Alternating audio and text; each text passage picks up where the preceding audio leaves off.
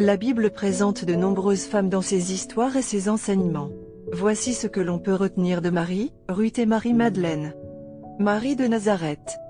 Également connue sous le nom de Vierge Marie, est la mère de Jésus-Christ dans la foi chrétienne. Selon le Nouveau Testament, Marie était une jeune femme vivant à Nazareth qui a reçu la visite de l'ange Gabriel, qui lui a dit qu'elle deviendrait enceinte de Jésus par la puissance du Saint-Esprit. Marie a accepté ce message et est devenue la mère de Jésus, le Sauveur du monde et le Fils de Dieu. La vie et le caractère de Marie sont décrits dans les évangiles de Matthieu et de Luc qui font partie du Nouveau Testament. Marie est présentée comme un modèle de foi et d'obéissance, et son rôle dans la naissance et l'éducation de Jésus est considéré comme un reflet de sa sainteté et de sa dévotion à Dieu. Ruth. Selon la Bible, Ruth était une femme moabite qui était l'épouse de Malon, l'un des fils d'une femme israélite nommée Naomi.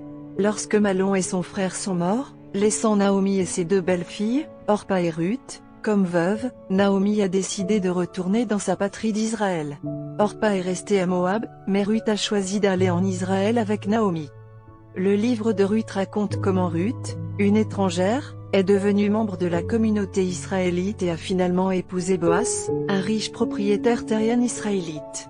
Grâce à son mariage avec Boas, Ruth est devenue l'arrière-grand-mère du roi David, un ancêtre de Jésus. Les personnages les plus importants de Ruth sont la loyauté, la foi, la fidélité, la dévotion à Dieu et l'amour. Dans l'histoire de Ruth, nous pouvons également souligner la gentillesse et la générosité car Boas a fait preuve de compassion envers Ruth en tant qu'étrangère et a fini par l'épouser. Marie-Madeleine de Marie de Magdala est dépeinte dans la Bible comme un témoin des événements de la mort et de la résurrection de Jésus. Elle est décrite comme ayant été possédée par 7 démons avant de rencontrer Jésus et d'être guérie par lui.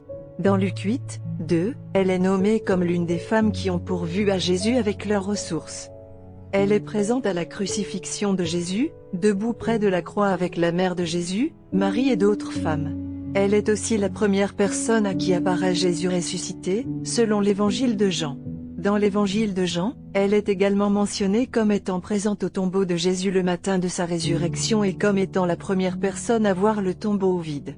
Elle est considérée comme un modèle de repentance et de foi, et souvent dépeint comme un pécheur repentant.